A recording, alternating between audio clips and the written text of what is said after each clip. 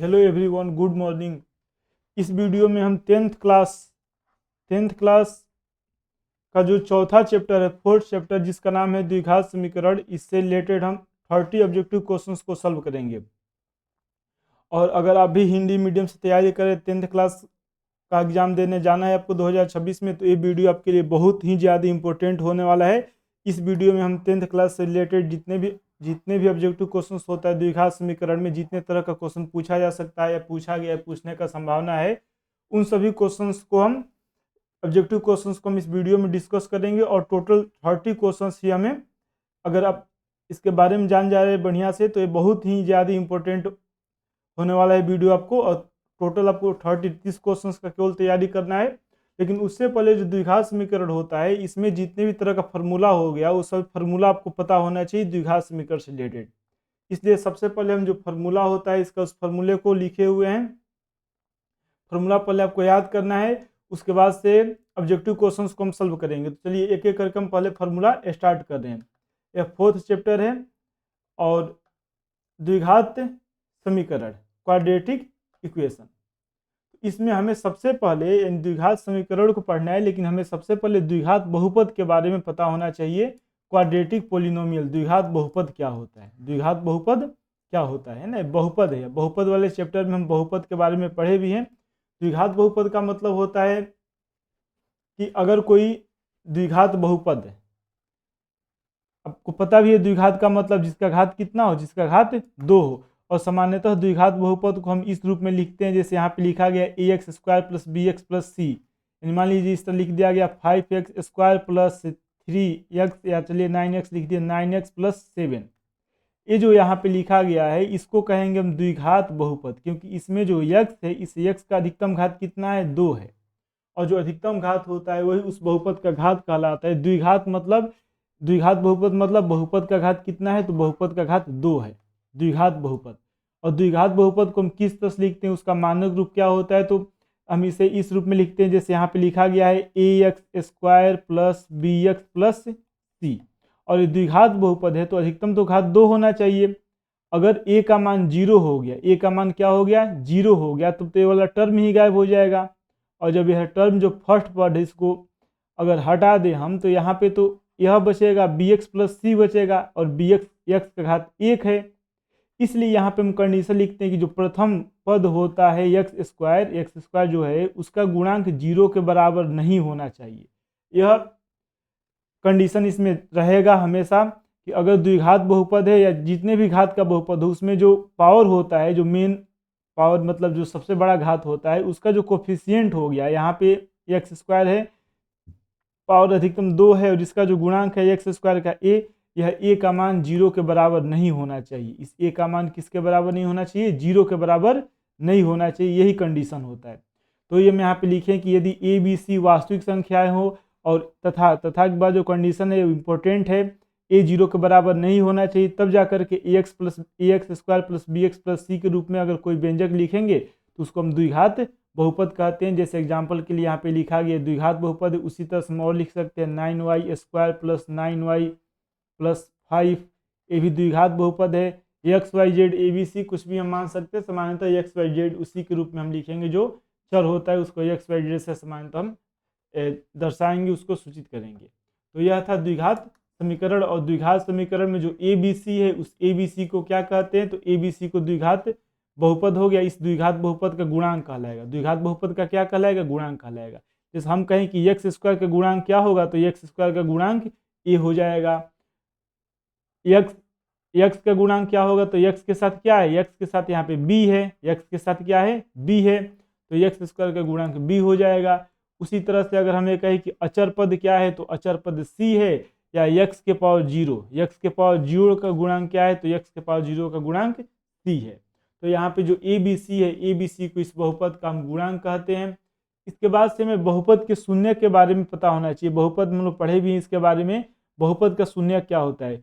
देखिए अगर कोई बहुपद है, जैसे मैं यहाँ पे लिख के बता रहे, मान लीजिए हम यहाँ पे लिख रहे हैं 5x + 6, यहाँ पे लिख दिए 3x²। यह बहुपद है, और इस बहुपद को हम px से सूचित करें, किसे डिनोट करें, px से। बहुपद क्या है, तो पी एक्स बराबर लिखा हुआ है 3x² plus 5x plus 6, 3x² plus 5x plus 6 यह बहुपद है। और इस बहुपद में अगर हम मान लीजिए कि हमें कह रहे हैं कि इस बहुपद का मान निकालना है x बराबर -2 पर, कितने पे, x बराबर -2 पे, मतलब p-2 का मान बताना है, p-2। तो यहाँ पे 3 है, 3x² plus 5x plus c, तो 3x² मतलब x की जगह -2 रखेंगे उसका स्क्वायर, 5x यानी 5 - 2 हो जाएगा, और प्लस 6, 2 का स्क्वायर 4, 2 का स्क्वायर क्या होगा, 4 होगा। यहाँ पे 3 नहीं है, 3 हम लिख दिए, यहाँ पे 3 नहीं है, ठीक है, 3 नहीं है ना। 2 का स्क्वायर 4 हो जाएगा, ठीक है। 5 दूना 10, ये माइनस है और प्लस 5 है, तो माइनस प्लस माइनस हो जाएगा 10 और प्लस 6, 6 4 10 होता है, 6 4 कितना होता है 10 में से, और -10 है घटाएंगे तो 0 आ गया। मतलब इस बहुपद में अगर x का मान हम -2 रख रहे हैं, x का मान क्या रख रहे हैं, -2, तो इस बहुपद का मान 0 के बराबर आ जा रहा है। x का मान हम कितना रख रहे हैं, x का मान हम -2 रख रहे हैं, तो इस बहुपद का मान किसके बराबर आ जा रहा है, 0 के बराबर आ जा रहा है। तो यहाँ पे जो -2 है या -2 इस बहुपद का शून्यांक कहलाएगा। -2 इस बहुपद का क्या कहलाता है, शून्यांक कहलाता है। तो बहुपद का शून्यांक का मतलब क्या होता है, तो यहाँ पे हम लिखें कि यदि x के वे मान जो बहुपद के मान को शून्य कर दे, जैसे यहाँ पे इस बहुपद के लिए -2 एक शून्यांक है, उसी तरह से यहाँ पे -3 रखेंगे भी तो वो भी एक शून्यांक होगा। शून्यांक का मतलब क्या होता है, x का वह मान जो x या अचर, जो भी अचर हो, अचर नहीं चर, चर x को हम क्या कहेंगे, चर की अचर, चर कहते हैं, ठीक है। y ABC जो है वो अचर है। तो x का वे मान, जैसे यहाँ पे यह बहुपद x का बहुपद है, x चर में बहुपद है, कौन से चर में बहुपद इसको कहा जाएगा, x चर में बहुपद है। तो इसमें x का कौन ऐसा मान रखे कि इस बहुपद के मान को, पूरे के पूरे मान को 0 के बराबर कर दे, शून्य कर दे, तो वो जो मान होगा उस मान को इस बहुपद का हम क्या कहेंगे उसे, तो उस बहुपद का हम शून्य कहते हैं। इस बहुपद का हम क्या कहते हैं, शून्य कहते हैं। और ये कौन सा बहुपद है, तो द्विघात बहुपद है, ठीक है। अब द्विघात समीकरण क्या होता है, तो जो द्विघात बहुपद था, द्विघात बहुपद को कैसे लिखा गया था, ax² plus bx plus c। इसमें कुछ कंडीशन होता है, मेन कंडीशन क्या है कि जो लीडिंग कोफिशिएंट है, मतलब अधिकतम जो घात है उसका गुणांक, अधिकतम जो पावर है x² ना, अधिकतम पावर क्या है 2 है, और इस x² का गुणांक a, इसको लीडिंग कोफिशिएंट कहा जाता है, इसका मान 0 के बराबर नहीं होना चाहिए। और ये द्विघात बहुपद है, जब द्विघात बहुपद को 0 के बराबर कर देते हैं तो द्विघात समीकरण कहलाता है। वही हम यहाँ पे लिखे कि यदि ए बी सी वास्तविक संख्याएं तथा a बराबर 0 नहीं हो तो ax² प्लस bx बराबर 0, द्विघात बहुपद है उसको बराबर किसके कर दिया गया, 0 के। रूप का कोई भी समीकरण होगा उसको द्विघात समीकरण कहेंगे, क्योंकि इस समीकरण का घात कितना है, तो इस समीकरण का घात 2 है। x का पावर कितना है 2, यहाँ पे x का पावर 1, यहाँ पे x का पावर 0 हम मान सकते हैं। जो अधिकतम घात होगा, अधिकतम घात क्या है 2 है, इसलिए इस समीकरण का इस समीकरण का घात 2 है, यानी इस बहुपद का घात 2 है, यानी ये द्विघात समीकरण कहलाएगा, ठीक है। अब घात 2 है, अब इसका मानक रूप क्या होता है ये भी आपको पता होना चाहिए। अगर हम मानक रूप क्या होते हैं, जैसे हम लिखे थे ax² plus bx plus c बराबर 0, यही इसका मानक रूप कहलाता है। मान लीजिए कि कोई इक्वेशन ऐसे दिया है 5x प्लस 6 प्लस 9x² बराबर 0, इसको कहा जा रहा है मानक रूप में लिखने के लिए, या बहुपद भी हो सकता है। तो सबसे पहले अधिकतम पावर वाले को लिखते हैं, जैसे 9x के पावर 2 है, पहले लिख देंगे, 2 के बाद 1 वाला देखेंगे पावर है कि नहीं, तो यहाँ पे है x है, 5x है तो प्लस 5x लिख देंगे, प्लस 6 है तो प्लस 6 लिखेंगे, बराबर है 0 के। तो ये जो यहाँ पे लिखा गया यह कहलाएगा, अगर इतना तक ही होता तो ये बहुपद का मानक रूप कहलाता, और बराबर 0 के है मतलब ये द्विघात समीकरण का मानक रूप है। किसका मानक रूप है, द्विघात समीकरण का मानक रूप है। इस तरह से हम द्विघात समीकरण के मानक रूप को लिखते हैं। उसके बाद से द्विघात समीकरण के मूल देखिए 2 घात है, कितना घात है यहाँ पे 2 घात है, और याद रखिएगा जितना घात होता है उतना उसका मूल होता है। बताए थे ना, जैसे जो शून्यक होता था समीकरण में, बहुपद में क्या होता था शून्यक, बहुपद में क्या होता था शून्यक। और जो शून्यक होता है, जैसे मान लिया गया कि हम यहाँ पे लिखे थे शुरू में ax² plus bx plus c, इसमें x का वह मान जो इस समीकरण के मान को 0 के बराबर कर दे, तो वह x का जो मान है वह बहुपद है। इस बहुपद का क्या कहलाएगा, इस बहुपद का शून्य कहलाएगा ना। फिर हम एक बार बताएं, ध्यान सुनिए इस बात को, यहाँ पे बहुपद और समीकरण एक जैसा हम बोल दिए, एक नहीं अलग अलग है। देखिए शून्यक पहले आपको समझ में आना चाहिए, जो कि हम शुरू में बताए थे। शून्यक का मतलब क्या होता है, तो कोई बहुपद है, किस तरह से बहुपद है ax² प्लस bx प्लस सी। यहाँ पे x में मान लीजिए x का कोई ऐसा मान है जो यहाँ पे रख रहे हैं, यहाँ पे रख रहे हैं, और रखने के बाद इसको सॉल्व कर रहे हैं, स्क्वायर कर रहे हैं, गुणा कर रहे हैं। और यदि उस x का मान इस तरह से हम लिए हैं कि इस पूरे के पूरे बहुपद के मान को जीरो कर दे, बहुपद के मान को क्या करे, जीरो कर दे, तो ये जो बहुपद था यह क्या था, बहुपद।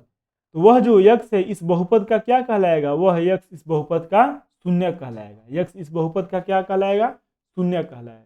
ठीक है, x इस बहुपद का शून्य कहलाएगा। अब अगर हम इस बहुपद को जीरो के बराबर कर दिए, मतलब द्विघात समीकरण है, तो इसको सॉल्व करने पे भी तो x का कुछ मान आएगा, और सॉल्व करने पे अब जो x का मान आएगा उसको हम कहेंगे मूल। मतलब बहुपद को जीरो के बराबर करते तो उसको शून्य कहते हैं, और समीकरण को हल करने पे जो x का मान आएगा वह उस समीकरण का मूल कहलाएगा, जो भी समीकरण हो। तो यहाँ पे हमें किस समीकरण का मूल बताना है, द्विघात समीकरण का मूल बताना है। हम यहाँ पे लिखे हुए हैं कि x के वे वास्तविक मान जिनके लिए समीकरण जो यहाँ पे लिखा गया है इस समीकरण हो, मतलब x का जो मान रखा जाए तो यह इक्वेशन बराबर है, जो LHS है वो RHS, LHS और RHS है, नहीं इधर वाला LHS है, ये जो टर्म लिखा गया है, और ये वाला RHS है। LHS और RHS आपस में बराबर हो जाए तो वो जो x के मान होगा उस x के मान को इस द्विघात समीकरण का क्या कहेंगे, तो x के मान को द्विघात समीकरण का मूल कहते हैं। और ये भी याद होना चाहिए कि जितने भी घात होता है उतना मूल होता है। जैसे द्विघात समीकरण है तो द्विघात समीकरण के कितने मूल होते हैं, याद होना चाहिए, द्विघात समीकरण के 2 मूल होते हैं। द्विघात समीकरण के कितने मूल होते हैं, 2 मूल होते हैं। त्रिघात समीकरण के कितने मूल होगा, 3 मूल होगा। ठीक है, 4 घात होगा तो अधिकतम 4 मूल हो सकता है, उससे ज़्यादा नहीं होते। इसका प्रूफ आपको आगे क्लास में मिल जाएगा पढ़ने के लिए। ठीक है, अब इसके जो मूल होता है उसको सामान्यतः हम अल्फा और बीटा से सूचित करते हैं। किस सूचित करेंगे, ये अल्फा इस तरह से बनाएंगे, ऐसे करके बनाएंगे अल्फा, ठीक है, और बीटा इस तरह से हम बनाते हैं ना, बीटा ऐसे बनाते हैं। तो द्विघात समीकरण के मूल को सामान्यतः हम किससे सूचित करेंगे, किससे उसको दर्शाया जाता है, तो अल्फा और बीटा से दर्शाया जाता है। किससे दर्शाया जाता है, अल्फा और बीटा से दर्शाया जाता है। इसके अलावा द्विघात समीकरण को हम कुछ अलग अलग भागों में बांटे हुए हैं। इस द्विघात समीकरण को मुख्य रूप से 2 भागों में बांटा गया है। द्विघात समीकरण के 2 प्रकार होते हैं, और दोनों प्रकार आपको पता होना चाहिए। एक होता है शुद्ध द्विघात समीकरण, और एक होता है मिश्रित द्विघात समीकरण, है ना, एडवेक्टेड कहा जाता है उसको, और एक होता है प्योर क्वाड्रेटिक इक्वेशन। शुद्ध का मतलब क्या होता है, तो अगर हम इस रूप में लिख दे ax² प्लस bx प्लस सी, ये तो हमेशा जीरो के बराबर नहीं होगा। इसमें b का भी कुछ मान हो जीरो जो कि नहीं हो, यानी x वाला जो पद है वो भी रहे, उसको कहा जाएगा शुद्ध द्विघात। एक मिनट, नहीं, शुद्ध नहीं होता है, ठीक है। अगर ax² plus bx plus c बराबर जीरो हो, b का भी कुछ मान हो, तो उसको हम कहेंगे मिश्रित द्विघात समीकरण। कौन सा द्विघात समीकरण कहलाएगा, मिश्रित द्विघात समीकरण। और शुद्ध का मतलब क्या होता है, तो जो b वाला कोफिशिएंट है ना यह जीरो हो जाए, मतलब ये टर्म ही गायब हो जाए, bx पूरा का पूरा गायब हो जाएगा। तो ax² प्लस सी बराबर जीरो, यह कहलाएगा शुद्ध द्विघात समीकरण। ax² प्लस सी बराबर जीरो कहलाता है शुद्ध द्विघात समीकरण, और ax² plus bx plus c बराबर जीरो कहलाता है मिश्रित द्विघात समीकरण। ये तो यहाँ पे उसका डिफिनीशन लिखे हुए, शुद्ध द्विघात समीकरण जिस द्विघात समीकरण में चर x का एक घात वाला पद नहीं हो उसे शुद्ध द्विघात समीकरण कहते हैं। ठीक है, और इस समीकरण का मतलब हम समीकरण का व्यापक रूप क्या लिखते थे, ax² प्लस bx प्लस सी, और इसमें x के जो एक पावर है ना यह गायब हो गया b, तो क्या किस रूप में हो जाएगा, ax² प्लस सी बराबर जीरो, ax² प्लस सी बराबर जीरो। इसका कुछ उदाहरण लिखना है तो हमें आप लिख दे रहे हैं, जैसे 5x² प्लस 3 हो गया, 9y² प्लस 16 हो गया, या -16 हो गया, बराबर जीरो। बराबर जीरो लिखना है, ठीक है, तभी जाकर के समीकरण होगा। ये जो यहाँ पे समीकरण लिखे है यह शुद्ध समीकरण है। कौन सा समीकरण है, शुद्ध समीकरण है। इसके बाद से मिश्रित द्विघात समीकरण बताना है। मिश्रित द्विघात समीकरण मतलब जो ax² plus bx plus c बराबर जीरो उस रूप का होता है, यानी जिस द्विघात समीकरण में चर x का एक घात वाला पद भी रहना चाहिए। इसका मतलब है कि जो b है, b का मान जीरो के बराबर नहीं होना चाहिए, b का मान जीरो के बराबर नहीं होना चाहिए। और इस तरह के समीकरण का व्यापक रूप ax² plus bx plus c बराबर जीरो होता है। और यहाँ पे ये तो कंडीशन रहेगा ही रहेगा, कोई भी द्विघात हो, मिश्रित हो या शुद्ध हो, और साथ में b बराबर नॉट होना चाहिए, मतलब b इक्वल नहीं होना चाहिए जीरो के, b इक्वल नहीं होना चाहिए जीरो के। किसके लिए, तो मिश्रित द्विघात समीकरण के लिए। ठीक है, इसका कुछ एग्जाम्पल जैसे 9x² हो गया, 5x + 3 हो गया बराबर 0, 2x² + 5x + 6 बराबर 0। इस तरह से हम इसका एग्जाम्पल बता सकते हैं, और भी अलग अलग कई तरह से लिखा हुआ रहेगा। तो ये हो गया द्विघात समीकरण के प्रकार। इसके बाद से द्विघात समीकरण को हल हम किस तरह से करते हैं, तो हल करने के लिए गुणनखंड का सहायता से हल करते हैं, पूर्ण वर्ग बना करके हल करते हैं। पूर्ण वर्ग से ही एक फार्मूला आता है और उस फार्मूला को कहा जाता है श्रीधराचार्य सूत्र या द्विघात सूत्र कहा जाता है, या श्रीधराचार्य के नियम या श्रीधराचार्य सूत्र या श्रीधराचार्य फार्मूला के नाम से हम जानते हैं। तो गुणनखंड में हम क्या करते हैं, मान लीजिए कि इस तरह दिया हुआ है x² + 5x + 6 बराबर 0। इसका हल बताना है, तो 5 यानी 3 दूना 6, इसको लिख दिए 3x + 2x + 6 बराबर 0। इसमें से हम x कॉमन ले लेंगे, इसमें से 2 कॉमन ले लेंगे, तो x कॉमन लेने पे x + 3 बचेगा, 2 कॉमन लेने पे x + 3 बचेगा, x + 3 दोनों में है, कॉमन ले लेंगे तो बचेगा x + 2 बराबर 0। मतलब x का मान एक -3 आ जाएगा और एक x का मान -2 आ जाएगा। तो इसको कहा जाता है गुणनखंड द्वारा एक पूर्ण वर्ग करके हम उसको सॉल्व करते हैं, और एक द्विघात सूत्र होता है, यानी पूर्ण वर्ग से जो आंसर आता है वही द्विघात सूत्र या श्रीधराचार्य, यानी जो द्विघात समीकरण है उसका मानक रूप क्या होता है, ax² + bx + c बराबर 0। इसको हम पूर्ण वर्ग विधि द्वारा इस समीकरण को हम सॉल्व करें तो उससे जो आंसर आएगा, x का जो 2 मान आएगा वही दोनों मान को हम द्विघात सूत्र के नाम से जानते हैं या श्रीधराचार्य के नियम से जानते हैं। ये आपको पता होना चाहिए। उसके बाद से जो द्विघात समीकरण है इसका 2 मूल होता है, x बराबर -b, एक में प्लस होता है और एक में माइनस होता है। √b² - 4ac और बाटा में क्या है, बाटा में 2a है। इसी को द्विघात समीकरण के मूल हम ज्ञात कर सकते हैं और इसी को हम द्विघात सूत्र कहते हैं, या फिर श्रीधराचार्य का नियम कहा जाता है, या फिर श्रीधराचार्य का सूत्र भी हम कहते हैं। तो ये याद रखिएगा, बहुत इंपॉर्टेंट है, आपको याद होना चाहिए जो हम यहाँ पे लिखे हैं। x बराबर क्या लिखा गया है, -b प्लस, एक बार प्लस हम रखेंगे और एक में माइनस रखेंगे, √b² - 4ac upon 2a, √b² - 4ac upon 2a। तो याद रखिएगा अगर द्विघात समीकरण इस रूप में दिया हो, ax² + bx + c बराबर 0, तब जाकर के उसका मूल क्या होता है, उसका मूल होता है x बराबर -b plus minus √b² - 4ac upon 2a। अब देखिए यहाँ पे जो द्विघात समीकरण हम लिखे, क्या आया था, द्विघात समीकरण का मूल क्या था, -b plus minus √b² - 4ac और बाटा में क्या था, 2a। ये जो रूट, अंडर रूट के अंदर वाला जो टर्म है b² - 4ac, जब इस पूरे इक्वेशन को हम देख रहे हैं तो इससे हमें यही पता चल रहा है कि कितना आएगा मान x का सॉल्व करने पे, जो यहाँ पे दिया हुआ है।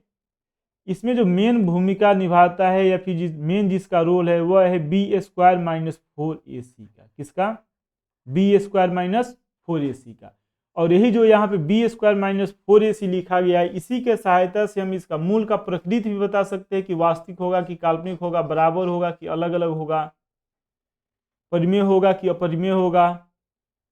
हम x के प्रकृति का मान बता सकते हैं, जो मूल आएगा उस मूल के प्रकृति के बारे में बता सकते हैं। और ये जो यहाँ पे लिखा गया है b² - 4ac, इसी b² - 4ac को हम विवेचक या विविक्तर के नाम से जानते हैं। द्विघात समीकरण के लिए जो व्यंजक है b² - 4ac, उसी को द्विघात समीकरण का विविक्तर कहते हैं और इसको कैपिटल D से सूचित करते हैं।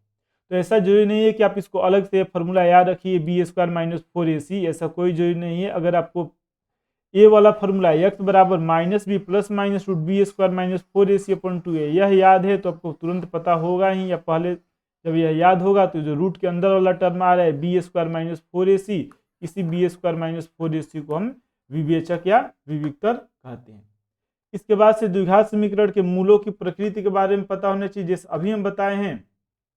यह लास्ट है टॉपिक जो बता रहे हैं मूलों की प्रकृति। इसके बाद से जो क्वेश्चन है उस क्वेश्चन को हम सॉल्व करेंगे। और अगर आप इस चैनल पे नए आए हैं, इस वीडियो का पहली बार देख रहे हैं इस चैनल पे, तो आप जरूर इसे लाइक, शेयर और सब्सक्राइब कीजिए। साथ में जो बेल आइकन होता है उसको प्रेस कर दीजिए, जिससे आपको नोटिफिकेशन मिलता रहे। यह लास्ट टॉपिक है। इसके बाद से हम इसमें जो क्वेश्चंस है 30 ऑब्जेक्टिव क्वेश्चन, उस क्वेश्चन को हम सॉल्व करेंगे। देखिए यहाँ पे मूल क्या होता है, B minus B plus minus root B square minus 4ac upon 2a। B square minus 4ac upon 2a को किससे डिनोट किया गया था, कैपिटल डी से, और इसको हम क्या कहते हैं, तो इसको हम विवेचक या विविक्तर कहते हैं। क्या कहते हैं, विवेचक या विविक्तर के नाम से जाना जाता है। अब अगर इसका मान माइनस में आ गया, जैसे मान लीजिए रूट है, रूट के अंदर ही तो रहेगा, यह रूट के अंदर रहेगा, माइनस में आ गया, मान लीजिए -5 आ गया, तो इसका तो कोई हल होगा ही नहीं। यानी अगर जो डी है, डी का मान माइनस में आ जा रहा है, मतलब कोई वास्तविक हल नहीं होगा। डी का मान हमेशा 0 से बड़ा रहना चाहिए, बराबर। अगर 0 के बराबर आ गया, किसके बराबर आ गया, 0 के बराबर आ गया, तो ये वाला तो गायब हो जाएगा। मतलब x का मान अगर ये हट गया, 0 हो गया, ये भी 0 हो गया, तो +0 कहिए या -0, कोई परिवर्तन नहीं होगा, मतलब -b/2 है, -b/2 है। यानी अगर विवेचक का मान 0 आता है तो दोनों मूल आपस में बराबर हो जाएगा। अगर विवेचक या विविक्तर का मान 0 आता है तो जो दो मूल है अल्फा बीटा, जिसको मानते हैं, मान लीजिए यह अल्फा है और इसको क्या मान लीजिए, बीटा। जो अल्फा और बीटा है, अल्फा और बीटा आपस में बराबर हो जाएगा। कब, जब विवेचक का मान 0 के बराबर हो। तो हम यहाँ पे पहला कंडीशन क्या देखें कि अगर डी का मान माइनस में आ रहा है तो कोई हल नहीं होगा, 0 आएगा तो दोनों मूल बराबर होगा, और 0 से अगर बड़ा आएगा, 0 से अगर बड़ा आएगा, जो अगर पूर्ण वर्ग हो तो परिमेय आएगा, और पूर्ण वर्ग नहीं होगा तो अपरिमेय आएगा। यही इसका मेन मूल का प्रकृति का जो 4 या 4 पॉइंट मुख्य रूप से हम इसके बारे में लिखेंगे। हम नेक्स्ट में लिखे हुए हैं, अगले जो स्लाइड यहाँ बनाए हैं। ये जो समीकरण है ax² + bx + c = 0, इसका विविक्तर अगर डी का मान 0 से बड़ा है, मतलब b² - 4ac का मान 0 से बड़ा है, तो जो दो उसका हल होगा और दोनों वास्तविक होगा और अलग अलग होगा। इसी से हम सॉल्व करेंगे, दोनों वास्तविक होगा और अलग अलग होगा।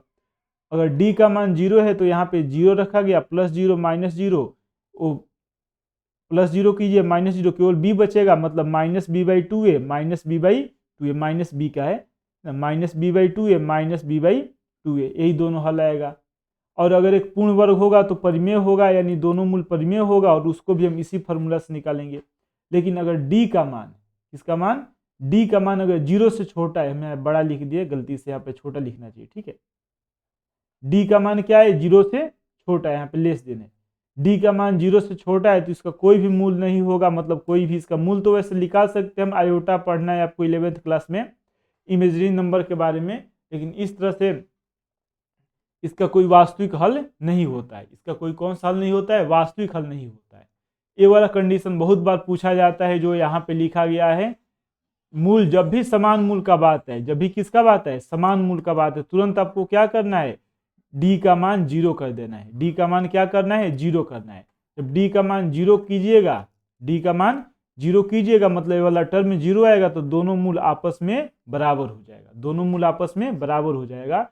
तो यह जो समीकरण है, उस समीकरण का हम विवेचक या विविक्तर हम इससे निकालते हैं, जो यहाँ पे हम टेबल बनाए हैं। ये आपको याद होना चाहिए, और ये वाला इसका यूज ज़्यादातर किया गया है ऑब्जेक्टिव क्वेश्चंस में, इसका ज़्यादा यूज किया गया। वैसे ये दोनों का भी उपयोग है, लेकिन इसमें से क्वेश्चन ज़्यादा पूछा जाता है, ठीक है। तो द्विघात समीकरण का जो फॉर्मूला होता है, ये वाला यहाँ पे लिखा गया है, -b + -b² - 4ac / 2a, और b² - 4ac विवेचक होता है, 0 के बराबर होगा तो समान होगा, 0 से छोटा होगा तो कोई वास्तविक हल नहीं होगा, 0 से बड़ा होगा तब जाकर के वास्तविक हल होगा। अब इसके बाद से हम एक एक करके जो क्वेश्चंस लिखे हुए हैं, 30 ऑब्जेक्टिव क्वेश्चन, उस क्वेश्चन को हम स्टार्ट करेंगे। टोटल 30 क्वेश्चन है, चलिए एक एक करके क्वेश्चन स्टार्ट कर रहे हैं। क्वेश्चन नंबर फर्स्ट, पहला क्वेश्चन, ये पहला क्वेश्चन कह रहे हैं कि द्विघात समीकरण के मूल क्या है, इस द्विघात समीकरण के मूल बराबर है। द्विघात समीकरण के मूल क्या है, द्विघात समीकरण के मूल बराबर है, तो जो सी है उस सी का मान बताना है।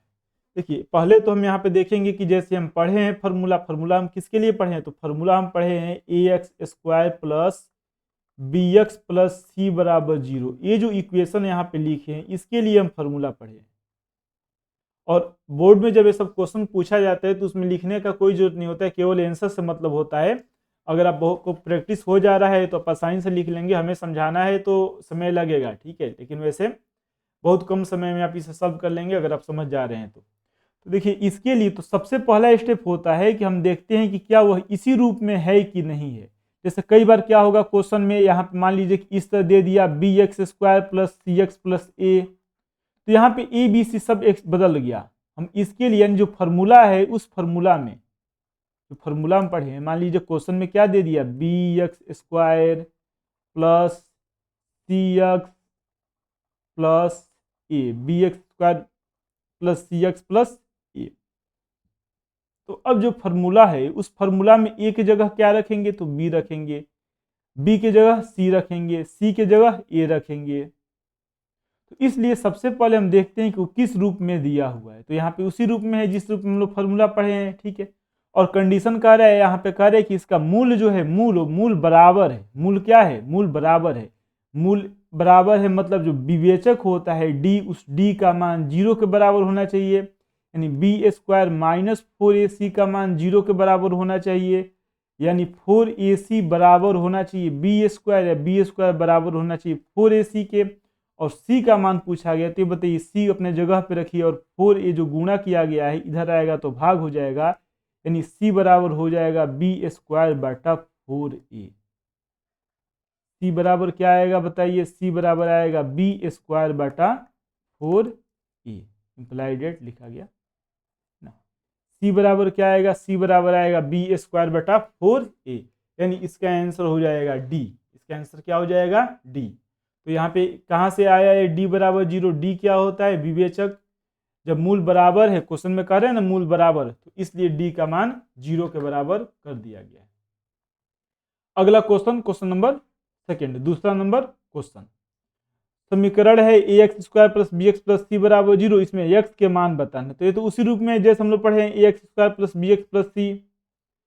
फॉर्मूला क्या होता है, minus B plus minus root B square minus 4ac अपन 2a। यानी क्वेश्चन नंबर दूसरा का आंसर सी हो जाएगा।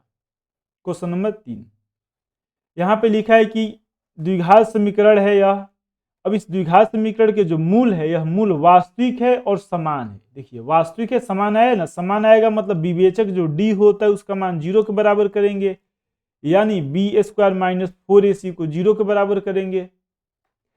समीकरण क्या दिया है, तो समीकरण यहाँ पे लिखा हुआ है क्वेश्चन में, है ना। यहाँ पे समीकरण है, जो समीकरण है 9x square plus 6kx plus 4 बराबर है 0।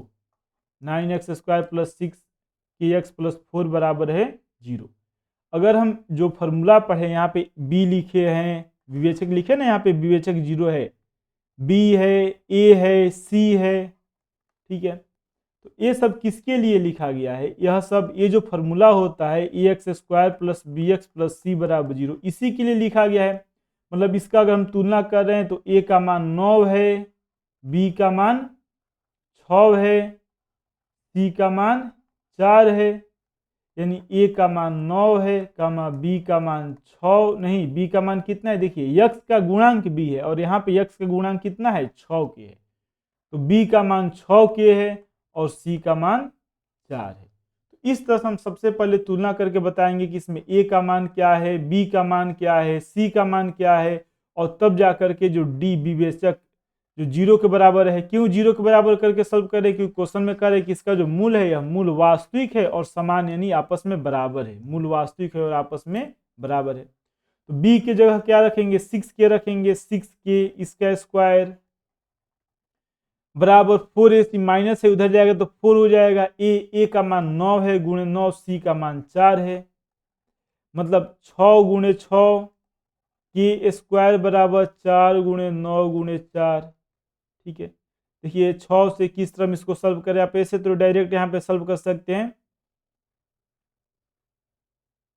9 चौका 36 और 6 में 6 से गुणा करेंगे 36, 6 में 6 से गुणा करेंगे 36 और 9 चौका 36, ठीक है।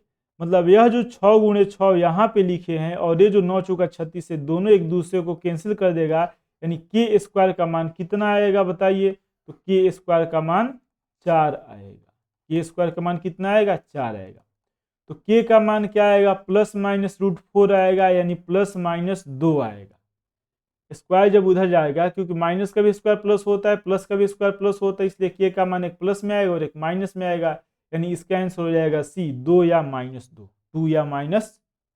क्वेश्चन नंबर 3 का आंसर हो जाएगा सी, 2 या -2।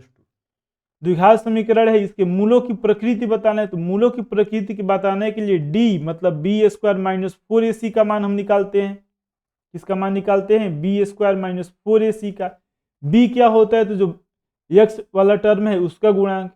a का मान भी 4 है, b का मान भी 4 है और c अचर पद 1 है, तो ये हो जाएगा 4 का स्क्वायर माइनस 4, a का मान 4, c का मान 1, 4 का स्क्वायर 16 माइनस 4 में 4 से गुणा करेंगे 16 का में 16, 16 में 16 घटेगा 0 आ गया।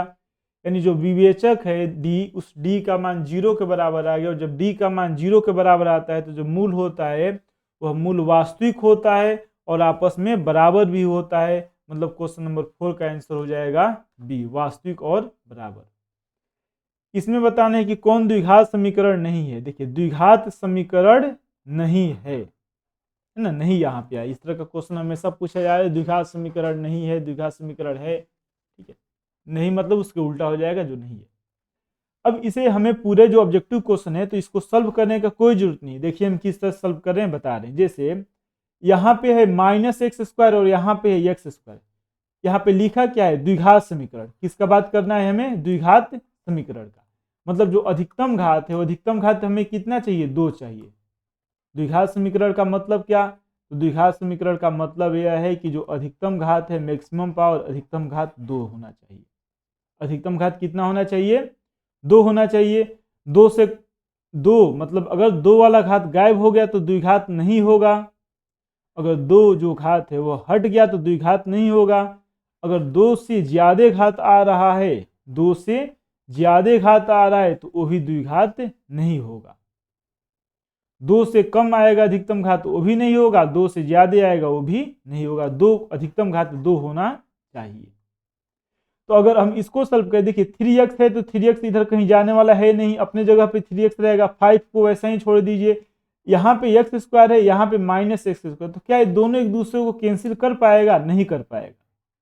दोनों एक दूसरे को कैंसिल नहीं कर पाएगा। यहाँ पे -x² है, जब -x² को इधर भेजेंगे तो हो जाएगा x², मतलब x² कितना x² होगा? तो x² और x² हो जाएगा 2x² हो जाएगा। मतलब यह द्विघात समीकरण है, यह द्विघात समीकरण है। यहाँ पे देखिए अगर हम इसको सॉल्व करेंगे तो इधर तो है 2x² अधिकतम जो पावर है, यहाँ पे a + b का होल स्क्वायर है और x² से मतलब है तो √2 का स्क्वायर, मतलब यहाँ पे जो √2x है इसका स्क्वायर करेंगे तो ये बताइए √2 का स्क्वायर 2 होगा और x² मतलब इधर भी 2x², इधर भी 2x²।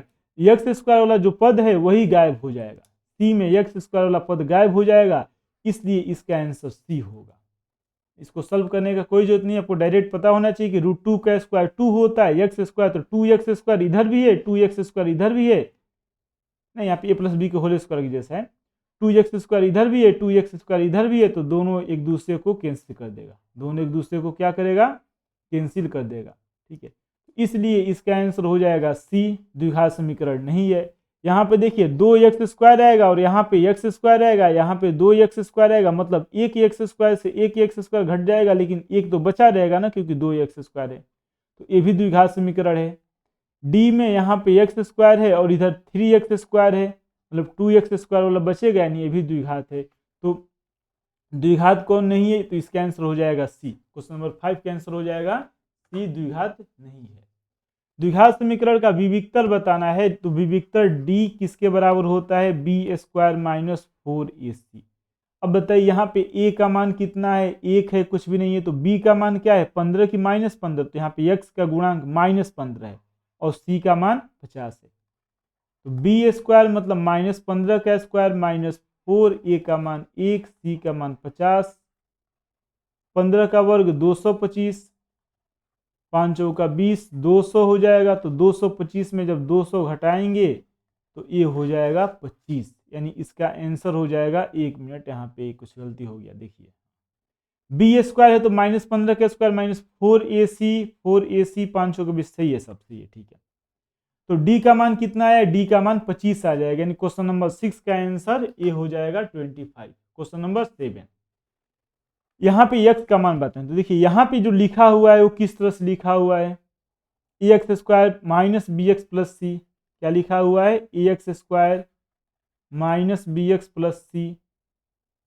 इसके लिए बताना है यक्स का मान क्या आएगा, और हम लोग यक्स का मान किसके लिए पढ़े, तो यहाँ पे जो हम लिख रहे हैं a x square plus b x plus c बराबर जब जीरो होता है, a x square plus b x plus c बराबर क्या होता है, जीरो होता है। इसके लिए यक्स का मान हम निकालते हैं और यक्स बराबर आता है minus B plus minus root में बी स्क्वायर माइनस 4ac और बाटा में होता है 2a। यक्स बराबर क्या होता है, minus B plus minus B plus minus under root में क्या आता है, तो प्लस माइनस अंडर रूट में होता है B square minus 4ac, B square minus 4ac और बाटा 2a। ठीक है, अब यहाँ पे अब इसका तुलना की, देखिए ए एक्स स्क्वायर गुणांक ए है, यहाँ पर ए है, यहाँ पर ए और ए तो बराबर हो गया ए। ठीक है, सी भी बराबर है, सी भी आपस में बराबर है। अंतर किसका है, तो बी का, यहाँ पे बी है और यहाँ पे माइनस बी है। जो यहाँ पे यक्स का गुणांक है इसमें, उस यक्स का गुणांक माइनस बी है और यहाँ पे यक्स का गुणांक बी है। मतलब ये जो फॉर्मूला है यही फॉर्मूला होगा, लेकिन बी के जगह हमको क्या रखना होगा, बी के जगह हमें माइनस बी रखना होगा।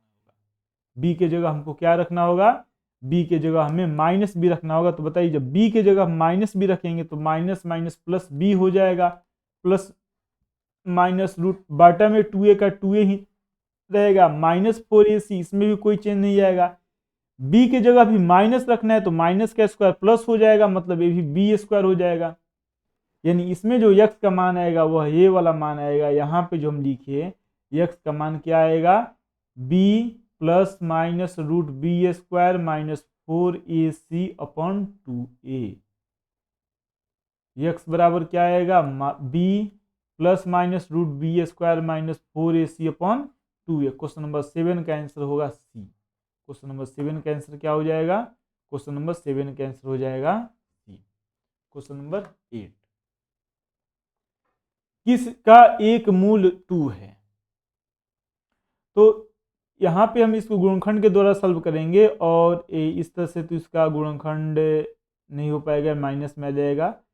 8 त्रिका 24, 8 और 3 आएगा इसका गुणनखंड, 3 दूना 4 एक में 4, 4 एक 5, इसका 1 और 4 प्लस या माइनस इसमें भी 1 4 आएगा, यही वाला एक बच रहा है। मतलब ये जो डी है ना, डी का गुणनखंड 2 आएगा। ठीक है, अगर आपको बहुत ज़्यादा प्रैक्टिस से डायरेक्ट सॉल्व कर रहे हैं तो जिस तरह हम बताए वैसे आप भी इसका आंसर बता सकते हैं। देखिए किस तरह सॉल्व हम इसको करें, जैसे यहाँ पे लिखा है 2x square minus 7x plus 6 ये बराबर है 0 के, तो 6 दूना 12 और 12 हो गया ये। ठीक है, 6 दूना 12, 6 2 8, 4 3 12, 4 3 7, 4 3 12, 4 3 7, यानी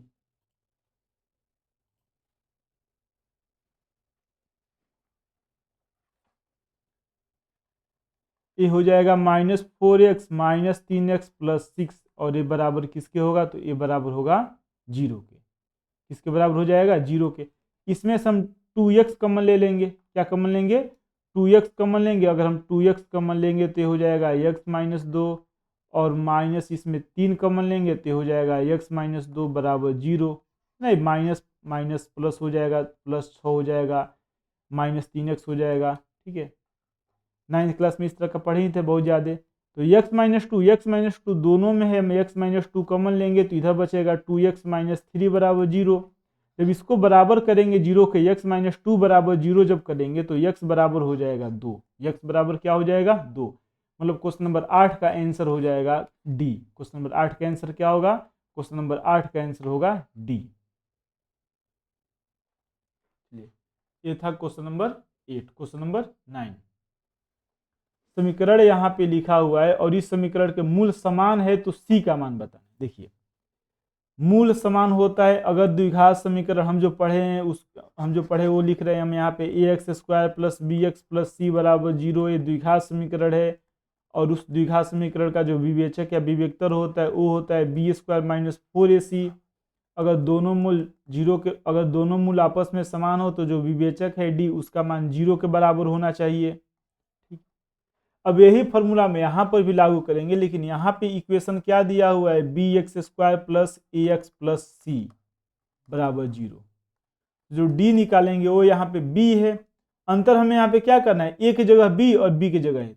फॉर्मूला में क्या है, बी स्क्वायर, यहाँ पे जो फॉर्मूला लिखे है बी स्क्वायर, तो बी की जगह हम क्या रखेंगे, बी की जगह हम यहाँ पे ए रखेंगे, ए स्क्वायर हो जाएगा -4 ए मतलब एक्स स्क्वायर का गुणांक जो कि बी है, -4 ए और सी मतलब अचर पद जो कि सी है, सी यानी ए हो जाएगा ए स्क्वायर -4 बी सी। ए आया डी का मान विवेचक। और क्वेश्चन में कह रहा है कि मूल समान है, मूल समान होने के लिए जो विवेचक है वो 0 के बराबर होना चाहिए, मतलब उधर जाएगा तो ए हो जाएगा ए स्क्वायर बराबर होना चाहिए 4bc के, यानी सी का मान क्या आएगा, तो ए स्क्वायर बटा 4b, ए बराबर आ जाएगा सी का मान, ए स्क्वायर बटा 4b किसका मान आ जाएगा, सी का मान आएगा। सी का मान किसके बराबर होना चाहिए, ए स्क्वायर बटा 4b के बराबर। और इसी तरह से क्वेश्चन एग्जाम में पूछे जाते हैं। हम तो पढ़े थे a x square plus b x plus c, इसके लिए पढ़े थे, लेकिन ये किस तरह से पूछा हुआ है, तो ये पूछ दिया यहाँ पे ए बी सी, उसी में अंतर कर दिया, प्लस माइनस भी देता है, या फिर इधर उधर जो टर्म होता है ए बी सी उसको आपस में बदल देता है, और उसके लिए हमें बताना होता है उसका मान कितना होगा।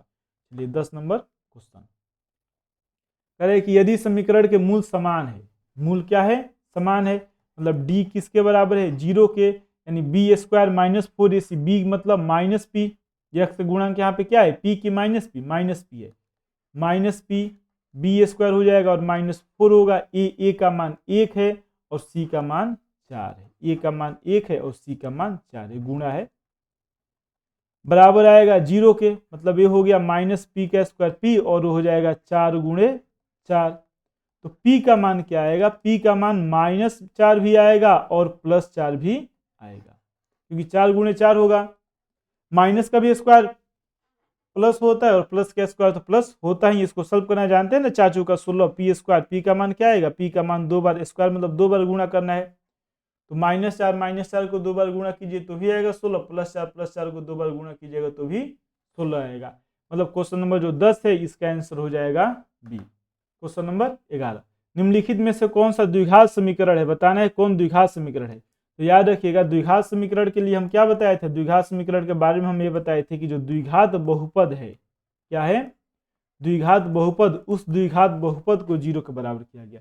जैसे यहाँ पर भी तो घात 2 है, लेकिन अंडर रूट में आ गया, 1/2 आ गया, यह बहुपद नहीं है, तो द्विघात समीकरण भी नहीं है। यहाँ पर 1/x² है, डी नंबर ऑप्शन में /x² है, तो बाटा में x² आएगा, मतलब बहुपद नहीं है, मतलब ये द्विघात समीकरण नहीं है। ठीक है, बहुपद नहीं है मतलब द्विघात समीकरण नहीं है।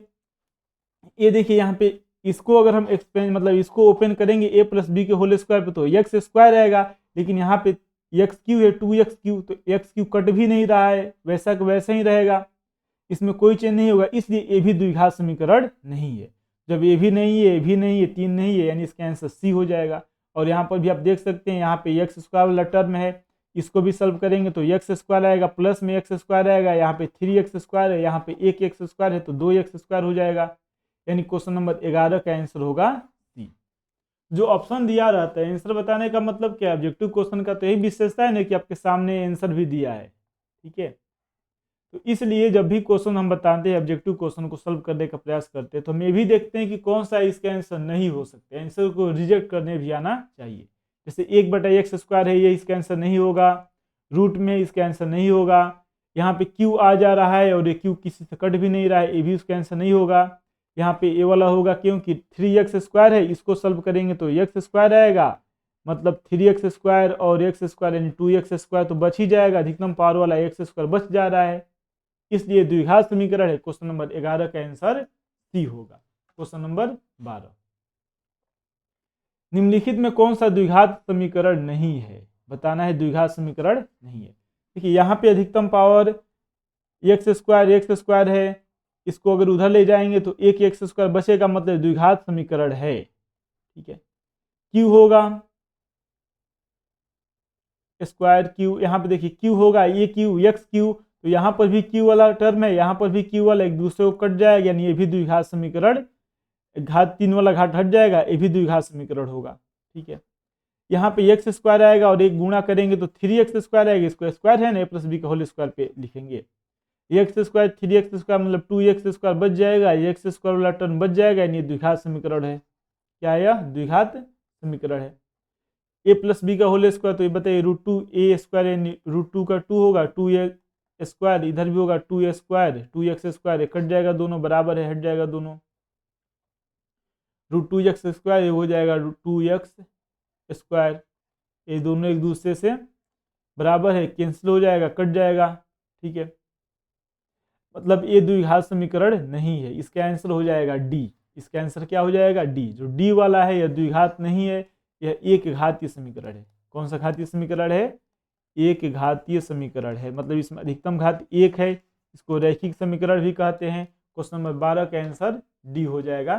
क्वेश्चन नंबर 13, यदि समीकरण के मूल बराबर है, इसका मूल बराबर है, मतलब डी किसके बराबर है? 0 के, मतलब बी स्क्वायर माइनस 4ac बराबर है 0 के। बी बताइए, बी का मान क्या होगा? एक्स का गुणांक, एक्स का गुणांक क्या होगा? +4, 4 के स्क्वायर करेंगे -4, ए प्रथम पद उसका मान p है और c अचर पद उसका मान 3 है, बराबर 0। जब 0 के उधर ले जाएंगे तो 4 का स्क्वायर मतलब 4 × 4 बराबर आएगा 4 × p × 3 हो जाएगा, माइनस उधर जाएगा तो प्लस हो जाएगा, चलिए इम्प्लाइड लिख दे रहे हैं।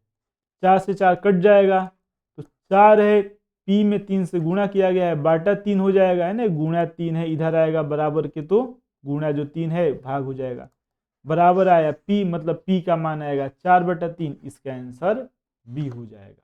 क्वेश्चन नंबर 14, बताना है कौन द्विघात समीकरण नहीं है। ठीक है, द्विघात समीकरण तो यहाँ पे स्पष्ट दिखाई दे रहा है, ये सबको सॉल्व करने से सॉल्व कीजिएगा तो भी स्क्वायर में ही सब है। ठीक है, स्क्वायर में जैसे ए प्लस बी का होल स्क्वायर, यहाँ पर भी एक्स स्क्वायर आएगा, 2x, यहाँ पे एक्स स्क्वायर टर्म है नहीं, ए प्लस बी का होल स्क्वायर, यहाँ पे स्क्वायर आएगा, यहाँ पर भी एक्स क्यू आ जाएगा, यहाँ पे क्या आएगा? एक्स के पावर 3 आएगा, और यहाँ पे स्क्वायर आएगा, मतलब यह द्विघात समीकरण नहीं है, यह त्रिघात है। क्या है? त्रिघात समीकरण है। ठीक है, और ये भी द्विघात समीकरण नहीं है। अगर इसको हम सॉल्व करने का भी प्रयास करेंगे तो यहाँ पे पावर 4 हो जाएगा, 4 चतुर्घात समीकरण है, मतलब ये भी द्विघात नहीं है, ये भी द्विघात नहीं है। और क्वेश्चन में कह रहा है द्विघात समीकरण नहीं, तो इसका आंसर ए भी होगा और सी भी होगा, सी नहीं डी, डी। क्वेश्चन नंबर 14 का आंसर ए भी होगा और डी भी होगा, ये दोनों द्विघात नहीं है, दोनों समीकरण द्विघात नहीं है। क्वेश्चन नंबर 15, यदि समीकरण के मूल समान हो, देखिए यहाँ पे ए बी सी में अंतर कर दिया गया है, मूल समान होगा तो डी 0 के बराबर होगा, मतलब बी स्क्वायर माइनस 4ac 0 के बराबर होगा। बताइए बी की जगह क्या है? बी मतलब x का गुणांक a है, a स्क्वायर माइनस 4a का गुणांक b है, और अचर पद जो c है उस c का मान c है, यानी इसका आंसर क्या होगा? तो इसका आंसर हो जाएगा a square minus 4bc, a square minus 4bc। Question number 15 का आंसर डी होगा, a square minus 4bc। Question number 15 का आंसर क्या होगा? तो क्वेश्चन नंबर 15 का आंसर डी होगा, a स्क्वायर माइनस 4bc। ये किसके बराबर होगा? तो a बराबर होगा 0 के। किसके बराबर होगा? 0 के बराबर होगा। क्वेश्चन नंबर 16, के किस मान के लिए समीकरण है, जो समीकरण है इस समीकरण के मूल वास्तविक है और असमान है। के किस मान के लिए समीकरण के जो मूल है, ये समीकरण के मूल क्या है? समीकरण के मूल वास्तविक है और असमान है। तो वास्तविक और असमान के लिए जो डी होता है वो डी 0 से बड़ा होना चाहिए। तो डी हम चलिए इसको सॉल्व कर रहे हैं, यहाँ पे 4x + 1, यहाँ पे बी स्क्वायर माइनस 4ac, क्या होता है? बी स्क्वायर माइनस 4ac, यह बराबर बड़ा होना चाहिए 0 से। तो यहाँ पे तो b वाला टर्म है नहीं, x वाला कोई टर्म है नहीं है, मतलब b का मान 0 है। 0 माइनस 4, ए का मान कितना है? तो ए का मान यहाँ पे ना 4kx होना चाहिए। ठीक है, क्वेश्चन में कुछ गलत हो गया है, kx स्क्वायर, चलिए वैसे ही सॉल्व करें। ए का मान k है और c का मान कितना है, तो c का मान है 4k+1। देखिए अचर पद यह है, यहाँ पे जो है ना, ये अचर पद मतलब जिसमें कोई भी x हो ना तो x स्क्वायर हो ना तो 1 हो। a मतलब x स्क्वायर गुणांक, और x कहाँ है, तो इसमें तो x है नहीं, मतलब यह a का मान है, b 0 है और ये c का मान है। b का मान कितना है, तो b का मान 0 है। b का मान कितना है, b का मान 0 है। ठीक है, यह किसका मान है, यह c का मान है। 0 से बड़ा होना चाहिए। अगर हम इसे सॉल्व करें, वैसे तो 4k उधर चला जाएगा, मतलब माइनस को हम भेजेंगे तो ये हो जाएगा k into 4k+1 less than 0। 0 से छोटा आना चाहिए 4k+1, मतलब k का मान इस एक 0 आएगा, एक उधर जाएगा तो -1/4। 0 और -1/4, k का मान एक 0 आएगा और एक है उधर जाएगा +1 उधर जाएगा तो माइनस तक हो जाएगा, 4 से गुणा है तो 4 से भाग हो जाएगा। ठीक है, छोटा है मतलब इसका मान ये 0 हो गया और यह -1/4 इसी के बीच होना चाहिए, 0 और 1/4 के बीच होना चाहिए। 0 और 1/4 के बीच होना चाहिए इसका मान, यानी इसमें कोई भी इसका आंसर नहीं है। ठीक है, इसमें इसका कोई भी आंसर नहीं। x का मान 4 से छोटा तो 4 से छोटा नहीं होगा। जो k है उस k का मान 1/4 से बड़ा तो 1/4 से बड़ा नहीं होगा, 0 तक ही आएगा। यह 4 के बराबर भी नहीं होगा, 4 से बड़ा। इसका कोई भी आंसर नहीं है। क्वेश्चन नंबर 16 का कोई भी आंसर नहीं है। क्वेश्चन नंबर 17 के मूल समान है। मूल क्या है इसका, मूल, इसका मूल समान है तो a का मान बताना है। ए मूल समान है मतलब बी डी का मान 0 है, यानी b² - 4ac का मान 0 होना चाहिए। b मतलब x का गुणांक और यहाँ पे x का गुणांक -4a है तो -4a का स्क्वायर लिखेंगे। -4a मतलब प्रथम पद का ही मान a है तो a होगा c, यानी अचर पद। और यहाँ पे अचर पद क्या है, तो अचर पद a+1 है। अचर पद क्या है, a+1। a बराबर आएगा 0 के। 4 का स्क्वायर 16a² हो जाएगा, -4a और a को गुणा करेंगे तो a² - 4a बराबर 0। 16 में से 4 घटेगा 12, 12a² बराबर -4 उधर जाएगा तो +4, 4 3 12। 1a से 1 कटेगा, इधर 1 बचेगा, मतलब इधर बचा 3a, 3 से कटा है यह 3a बराबर होगा 1। और तो a किसके बराबर होगा, a बराबर होगा 1/3 के।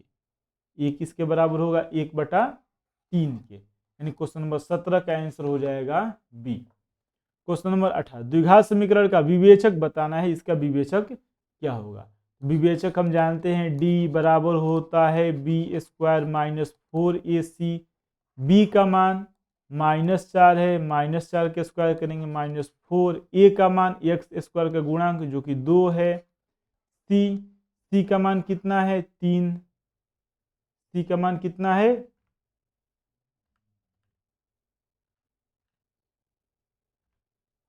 c का मान कितना है 3, तो हम यहाँ पे 3 लिखेंगे। क्या लिखेंगे, 3। अब गुणा करेंगे तो माइनस का स्क्वायर प्लस होगा, 4 का स्क्वायर 16, 4 दूना 8, 8 3 का 24। 16 4 20, 4 24 -8 हो जाएगा। क्या हो जाएगा, -8 इसका आंसर हो जाएगा। द्विघात समीकरण में विवेचक शून्य होने पर दोनों मूल क्या होते हैं, तो दोनों मूल समान होते हैं। विवेचक अगर शून्य हो तो दोनों मूल आपस में बराबर होते हैं। द्विघात समीकरण के विवेचक शून्य हो तो बीटा का मान, मतलब एक इक्वेशन क्या होगा, एक अल्फा या बीटा जो समान मूल होगा। तो हम पढ़े थे ना, -b ± √b² - 4ac, ये तो 0 हो गया। यह किसके बराबर हो गया, विवेचक 0। तो जो रूट आएगा वो किसके बराबर आएगा, -b/2a के बराबर आएगा। माइनस, अब बताइए b का मान क्या है, तो यहाँ पे b का मान -b है और बाई 2a, a का मान क्या है, तो a मतलब प्रथम अचर पद जो x² होता है उससे x² गुणांक, और यहाँ पे a का मान c है। माइनस माइनस प्लस, मतलब a हो जाएगा b/2c। क्या हो जाएगा, b/2c। क्वेश्चन नंबर 20 का आंसर होगा a, b/2c। क्वेश्चन नंबर 20 का आंसर ये हो जाएगा b/2c। मूल बताना है तो मूल मतलब ये समीकरण का शून्य किसको एक्चुअली में लिखना चाहिए यहाँ पे। ठीक है, बराबर 0 होता है ना तब मूल कहा जाता है।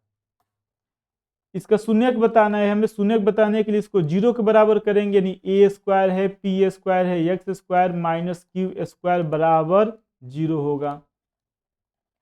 तो a square p square x square minus q square उधर जाएगा तो क्यू स्क्वायर हो जाएगा, यानी एक्स स्क्वायर बराबर क्या आएगा, क्यू स्क्वायर बटा ए स्क्वायर पी स्क्वायर। किसका मान आएगा, एक्स स्क्वायर का मान आएगा, यानी एक्स बराबर क्या आएगा, देखिए स्क्वायर है स्क्वायर, तो स्क्वायर उधर जाएगा तो प्लस माइनस रूट होगा, क्यू स्क्वायर जो कि बाहर आएगा तो क्यू आएगा, ए स्क्वायर बाहर ए आएगा, पी स्क्वायर बाहर पी आएगा, मतलब plus minus Q by A P. Square उधर जाएगा इस साइड में तो प्लस माइनस अंडर रूट होता है, मतलब इसका आंसर डी हो जाएगा। क्वेश्चन नंबर 21 का आंसर डी हो जाएगा। क्वेश्चन नंबर 22, किसी द्विघात समीकरण के विवेचक का मान शून्य से बड़ा होने पर, क्या होने पर, शून्य से जब बड़ा होता है, डी जब 0 से बड़ा होगा तो वास्तविक होगा और असमान होगा, वास्तविक और भिन्न अलग अलग होगा, असमान यानी भिन्न। क्वेश्चन नंबर 22 का आंसर हो जाएगा ये। जो टेबल हम लिखवाए तो उसमें याद होना चाहिए, डी का मान 0 के बराबर था तो समान था, वास्तविक था, बराबर था मूल आपस में। डी का मान 0 से छोटा था तो उसका कोई वास्तविक हल नहीं होगा। डी का मान 0 से बड़ा होगा तो उसका वास्तविक हल होगा। दो आंसर आएगा, अल्फा बीटा अलग अलग मान आएगा, एक प्लस रखते थे ना और एक माइनस, अल्फा बीटा दोनों का अलग अलग मान आएगा, अल्फा और बीटा अलग अलग होगा और वास्तविक होगा। तो यहाँ पे कह रहा है कि शून्य से बड़ा होने पर, शून्य से बड़ा होने पर वास्तविक होता है मूल और भिन्न होता है, अलग अलग होता है। क्वेश्चन नंबर 23, निम्नलिखित में कौन द्विघात समीकरण है। देखिए रूट के अंदर आया द्विघात समीकरण नहीं है, बाटा में आया द्विघात समीकरण नहीं है, ठीक है। यहाँ पे एक्स स्क्वायर है, इधर भी एक्स स्क्वायर से एक्स स्क्वायर कट जाएगा, कुछ यहाँ पे है नहीं, बस सिंपल है, ब्रैकेट में लिखा गया है। तो ये भी द्विघात समीकरण नहीं है, इसका आंसर सी होगा। इसका आंसर क्या होगा, सी होगा, ठीक है। इसका आंसर सी हो जाएगा, 3 है नहीं, चौथा सी इसका आंसर होगा। निम्नलिखित में से कौन सा द्विघात समीकरण नहीं है, द्विघात समीकरण नहीं बताना है, मतलब है नहीं है ना। तो इसका अगर स्क्वायर करेंगे, यहाँ पे एक्स स्क्वायर, यहाँ पे 3x स्क्वायर होगा, द्विघात समीकरण होगा। यह एक्स स्क्वायर है माइनस एक्स स्क्वायर, इधर आएगा तो प्लस एक्स, द्विघात समीकरण होगा। ए भी है एक्स स्क्वायर में, इसका भी स्क्वायर करेंगे √3 का 3x स्क्वायर आएगा, ये भी द्विघात समीकरण होगा। लेकिन यहाँ पे इसका पावर आएगा 4 आएगा, है ना, स्क्वायर जब करेंगे तो एक्स स्क्वायर का स्क्वायर मतलब एक्स के पावर 4 आएगा, और यहाँ पे 3 है, यहाँ पे 4 है अधिकतम पावर, जो कि अधिकतम पावर 4 हो गया, मतलब ये द्विघात नहीं रहेगा, 4 घात हो गया इसका, 2 घात नहीं रहा, यानी क्वेश्चन नंबर 22 का आंसर डी होगा। क्वेश्चन नंबर 22 का आंसर डी होगा, 22 नहीं 24 था, क्वेश्चन नंबर 24 का आंसर डी होगा। क्वेश्चन नंबर 25, यदि द्विघात समीकरण के मूल समान है, समान है मतलब डी का मान 0 है, मतलब बी स्क्वायर माइनस 4ac बराबर है 0। अब बी यानी एक्स स्क्वायर का कोफिशिएंट होता है जो कि माइनस पी है, माइनस पी का स्क्वायर माइनस 4, ए का मान 2 है, सी का मान पी है, बराबर आएगा 0 के। तो पी स्क्वायर माइनस 8p बराबर आएगा 0 के। पी हम कॉमन ले लेंगे तो p माइनस 8 होगा, बराबर आएगा 0 के, यानी p का मान 0 होगा और 8 होगा। p का मान क्या होगा, 0 होगा और 8 होगा। इस तरह से क्वेश्चन पूछता है, और इसको जब सॉल्व करते हैं तो ध्यान रखिएगा कैसे सॉल्व करेंगे हम। मूल समान हो तो p का मान क्या होगा, p का मान 0 होता है और 8 होता है। अगर आप यहाँ पे p से p कटा देते, p का मान 8 आता, केवल 8, तो गलत हो जाता है, ठीक है। इसका आंसर क्या आएगा, सी आएगा, 0 भी होगा और 8 भी होगा। क्वेश्चन नंबर 26, यदि समीकरण का कोई मूल वास्तविक नहीं हो, वास्तविक नहीं हो मतलब d का मान 0 से छोटा होना चाहिए, मतलब बी स्क्वायर माइनस 4ac 0 से छोटा होना चाहिए। b मतलब b यानी x का गुणांक जो कि माइनस के है, उसका स्क्वायर माइनस 4, a मतलब प्रथम पद वो भी के है, के हो जाएगा, और c अचर पद 4 है, यह 0 से छोटा आएगा, यानी के स्क्वायर लेस देन 4 में 4 सब गुणा किया गया है, 4 में के से गुणा किया गया है, फिर 4 से गुणा किया गया है 16 के से के कट जाएगा, मतलब के का मान 16 से छोटा होना चाहिए। इसका आंसर ए हो जाएगा। के का मान किससे छोटा होना चाहिए, 16 से। जो 4ac है ना वही 4ac लिखें, 4 का मान 4 है, ए का मान के है, सी अचर पद सी का मान 4 है, 4 चूका 16 के, यहाँ पे अगली लाइन में 16 के आ गया है, ठीक है। एक के से एक के कट गया है, एक के से एक के कट गया है, तो के जो होगा वह 16 से छोटा होगा। ठीक है, और यहाँ पे भी कंडीशन है कि के 16 से तो छोटा होगा, लेकिन के बराबर नहीं होगा 0 के। के किसके बराबर नहीं होगा? 0 के बराबर नहीं होगा। ये एक्चुअली में इसको हम इस तरह से नहीं सॉल्व करें, भले ही सॉल्व हम कर दे रहे हैं, आंसर बता दे रहे हैं, लेकिन इसको हम ऐसे नहीं सॉल्व करें। किस तरह द्विघात समीकरण जब आता है इस टाइप का, तो उसको हम कैसे सॉल्व करते हैं उसके लिए हम एक अलग वीडियो बनाएंगे। ठीक है, चलिए ये था क्वेश्चन नंबर 26। क्वेश्चन नंबर 27, और इस 26 के एक्चुअली में इसको सही हम नहीं मानेंगे। ठीक है ना, क्योंकि आप इसी तरह देख सकते हैं के स्क्वायर है, के का पावर 2 है, द्विघात है, द्विघात होगा तो 2 आंसर आएगा, जबकि यहाँ पे 16 ही आ रहा है। ठीक है, इसके बारे में अलग से हम लोग पढ़ेंगे। क्वेश्चन नंबर 27, के किस मान के लिए समीकरण के मूल समान होगा? समान होगा मतलब डी का मान 0 आएगा, डी यानी बी स्क्वायर माइनस 4ac 0 आना चाहिए। बी एक्स के गुणांक जो कि 3k है, तो 3k का यहाँ पे हम स्क्वायर करेंगे, माइनस 4 ए मतलब प्रथम पद जो कि 9 है, सी अचर पद सी जो कि 4 है, बराबर 0 आएगा। 3 का स्क्वायर 9 के स्क्वायर बराबर उधर जाएगा तो 4 गुणे 9 गुणे 4, मतलब 9 से 9 कट जाएगा, तो के का मान क्या आएगा? 4 का स्क्वायर यानी +4 भी आएगा और -4 भी आएगा। ठीक है, प्लस का भी स्क्वायर प्लस होगा और माइनस का भी स्क्वायर प्लस होगा ना। आप इसको ऐसे भी कह सकते हैं कि के स्क्वायर का मान कितना है? 9 से 9 कट गया, 4 चौका 16 आया, 4 आएगा, 4 चौका 16 मतलब प्लस माइनस √16, √16 का मान 4 होता है, प्लस माइनस 4। ऐसे भी आप बता सकते हैं, आप डायरेक्ट लिखें। क्वेश्चन नंबर 27 का आंसर हो जाएगा बी। क्वेश्चन नंबर 28, देखिए x माइनस वाई का मान दिया हुआ है, x square plus Y square का मान दिया हुआ है, तो ये बताइए x माइनस वाई का मान 6 है, अगर हम दोनों तरफ स्क्वायर करेंगे तो कुछ तो आएगा रिजल्ट। दोनों तरफ स्क्वायर करेंगे मतलब a माइनस बी का होल स्क्वायर होता है a square plus B square minus 2ab, और 6 का स्क्वायर 36 होगा। अब क्वेश्चन में ए स्क्वायर बी स्क्वायर मतलब जो एक्स स्क्वायर वाई स्क्वायर है उसका मान 30 आया है, तो हम यहाँ पे 30 रख सकते हैं, तो -2xy 30 रखेंगे, इधर जाएगा तो -30 होगा, मतलब 36 में 30 घटाएंगे मतलब 6 आ जाएगा। तो एक्स वाई का मान क्या आएगा? एक्स वाई का मान आएगा 6 में -2 से भाग देंगे, मतलब एक्स वाई का मान आ जाएगा -3, 3 दूना 6, 3 से कट जाएगा, या एक्स का मान कितना आ जाएगा? एक्स वाई का मान कह रहा है, यहाँ पे एक्स वाई है। ठीक है, तो एक्स वाई का मान कितना आएगा? एक्स वाई का मान -3 आएगा। एक्स वाई का मान कितना आएगा? एक्स वाई का मान -3 आएगा। क्वेश्चन नंबर 29, द्विघात समीकरण के मूलों की प्रकृति बताएं। तो मूलों की प्रकृति बताने के लिए हम d का मान निकालते हैं, d के मान को 0 के बराबर करते हैं। d किसके बराबर है? बी स्क्वायर माइनस 4ac, नहीं 0 के बराबर नहीं, 0 मतलब बराबर 0 के आगे मतलब समान होगा, d का मान पहले निकालेंगे, बी स्क्वायर माइनस 4ac।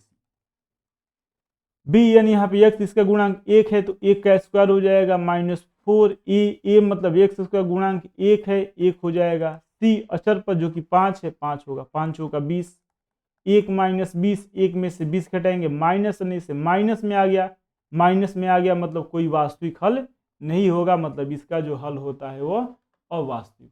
यह लास्ट क्वेश्चन है, क्वेश्चन नंबर 30। इसमें बताना है कि कौन द्विघात समीकरण नहीं है। क्या बताना है? कौन द्विघात समीकरण नहीं है। यहाँ पे अगर हम इसका स्क्वायर करेंगे तो 2x स्क्वायर आएगा, x स्क्वायर आएगा, कटने वाला है नहीं, ये होगा x स्क्वायर आएगा, ये भी आएगा, x स्क्वायर से x स्क्वायर कट जाएगा, x स्क्वायर टर्म बचेगा नहीं। यहाँ पे केवल यहीं पे x स्क्वायर आएगा, यहाँ पे x स्क्वायर आएगा। इसको जैसे सॉल्व करेंगे तो यहाँ पर भी x स्क्वायर आएगा, 1 आएगा, x में 1 से गुणा करेंगे तो एक ही बार आएगा, x स्क्वायर 1 आएगा, उसके आगे कोफिशिएंट 1 होगा, गुणांक 1 होगा। इसमें जब x में 1 से गुणा करेंगे तो x स्क्वायर 1 आएगा, यहाँ पर भी x स्क्वायर, यहाँ पर भी x स्क्वायर, दोनों x स्क्वायर एक दूसरे को कैंसिल कर देगा, बराबर के अलग अलग है, दोनों तरफ है, इसलिए क्वेश्चन नंबर 30 का आंसर होगा सी। क्वेश्चन नंबर 30 का आंसर क्या हो जाएगा? सी होगा। चलिए एक और हम क्वेश्चन लिखे हुए हैं, इसका विवेचक बताते हैं। ठीक है, क्वेश्चन नंबर 31, विवेचक बताना है। तो विवेचक क्या होता है? B square minus 4ac, b का मान 10 है, 10 का स्क्वायर माइनस 4a का मान कितना है 3√3 है, और c का मान √3 है, c का मान √3। 10 का स्क्वायर 100, 4 3 12, √3 3 होगा ना, 3 3 का 9, 9 चुका 36, 12 3 36।